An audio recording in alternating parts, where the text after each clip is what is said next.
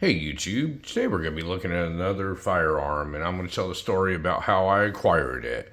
But before we get started, I'm going to pick this firearm up and show you that it is not loaded and we are clear to make this video. So what do we have here? We have a Colt 1911 and this one happens to be a Series 70 Government model. And I'm going to show you some of the close-ups of it, show you some of the roll marks on it here.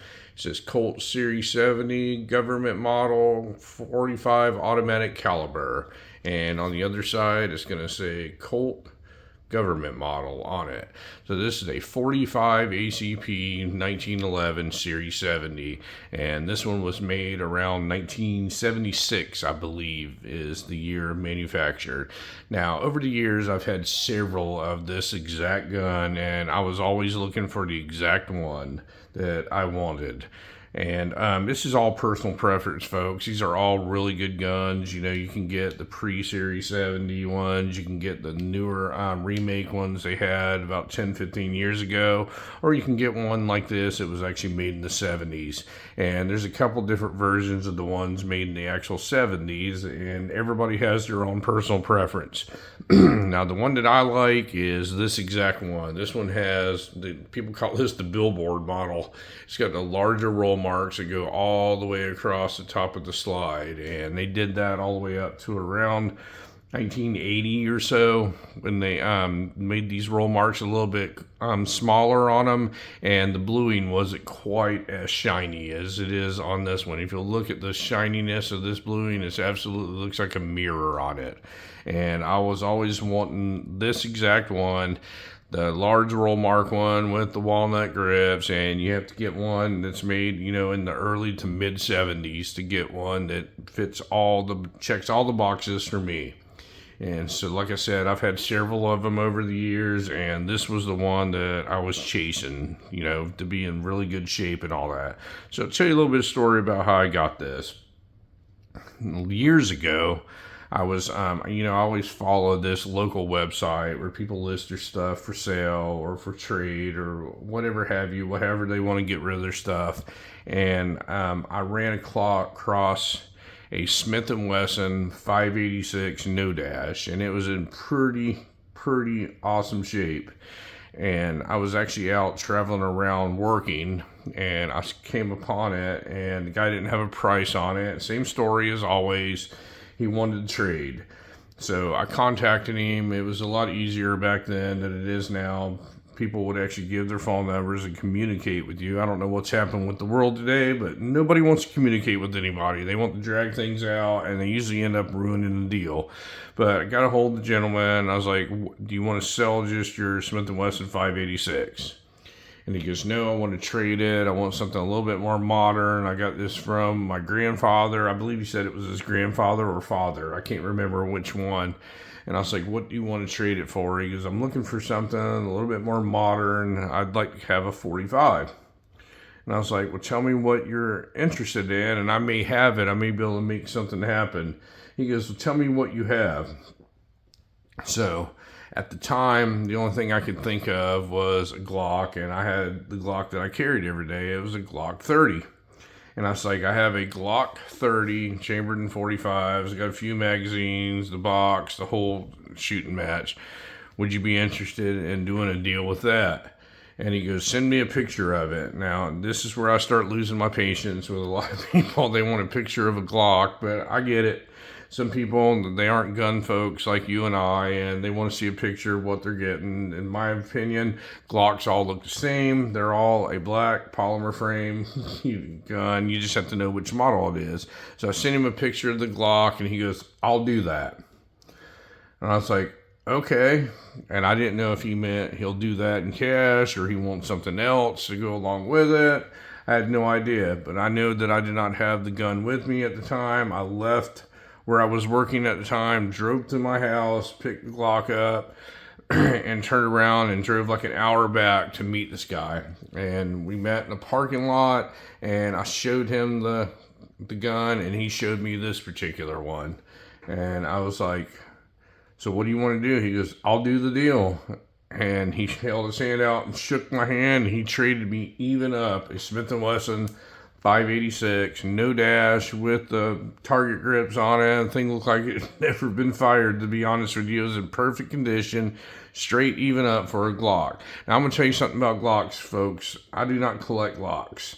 I think Glocks are a great tool. I think it's an absolutely a must-have that everybody should own one, and they should own the one that tailor fits all their needs and everything. But I do not think they're collector's items. I do not collect them. I do have several of them, but all of them fit a purpose for me. But if somebody wants to trade something for one of them, I'm not emotionally attached to any of them. So I traded him my actual carry 45 for a Smith&Wesson 586. And I kept the gun for a few months, and all of a sudden this thing popped up on the same website. It was local, that this guy had this Series 70 large roll mark, mid 1970s government model, and it is in remarkable condition.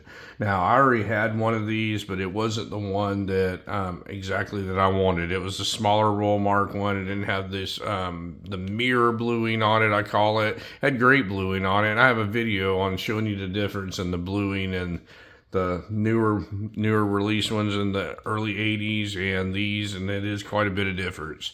And so he had this thing listed. He wanted to trade it, of course. Everybody wants to trade. So I contacted him up, and I was like, what is it you're looking for? And he goes, well, I'm a big revolver guy. Now, this is a deal that at the time I wasn't sure that I wanted to do or not, but I'm a big Colt guy, and I'm more of a Colt guy than I am a Smith&Wesson revolver guy. And I was like, I do have a mint condition Smith&Wesson 586 4-inch, no dash revolver, and I would be willing to trade you even up for this Colt Government model. And he did the whole picture thing and all that. So we went and met. He looked it all over with a fine-tooth comb. He wasn't going to find any flaws on that gun. And he shook my hand, and we did the deal. Now, I have a rule of thumb with Glocks. When I buy used Glocks, I'm not going to pay over about $400 for one. That's all they're worth to me. They're $500, give or take, brand new. So I'm not going to spend over $400 on them. So we're just going to say, I can't tell you honestly how much I had in that Glock, but I'm going to say somewhere around $400 that I had in that Glock. I traded it for the Smith&Wesson 586. You always have to have one home run deal, and when you work your way, step your way up to exactly what you want. And then I traded it even up for this Colt Government model. So the total amount invested that I have in this particular Colt Government model is $400. It's cheaper than a brand new Glock that I have in this. Now, folks, I know you're hearing some of these crazy stories, and I don't know if you're tired of hearing them or not, but there are deals out there. You can get some pretty good deals. You just have to be patient. You have to be ready when it happens, and you have to drop what you're doing. That's the big thing. I've noticed with dealing with people online, when I go to buy something, and I'm like, okay, I'm ready to do this, and they won't respond for hours or sometimes days, and they won't have their phone number. And then when they do, in the middle of the conversation, they'll go radio silent and they'll stop communicating with you. And I'm already done at that point. When I want to do something, I want to do it right now. And you have to be ready to do things right now. And that's how you run into incredible deals like this. And I'm telling you, when you hear some of these stories, not all the firearms I have gotten this good a deal on. I'm a regular person. I pay regular prices for stuff. I don't get discounts and stuff, but there are a few of them that I've gotten incredible deals because I'm patient and I act right now and I get stuff done. I left my job and drove an hour one way to pick up the gun for the trade and turn around and went back. That's 2 hours of my time in the middle of the day in order to make this happen. But when all the dust settled and everything, I ended up with this beautiful Colt Government model, large roll mark, mid 1970s, 45 1911 for $400. That's what I have in this, and I'll never get rid of it. A lot of these people out here, all they're looking to do is profit on things, and they would have taken this gun and went and listed it on Gunbroker or listed it for some crazy price on some local classified site and tried to hit a home run on it. Well, it's worth more to me to keep this thing than it is to profit a couple dollars on it, because I always wanted one.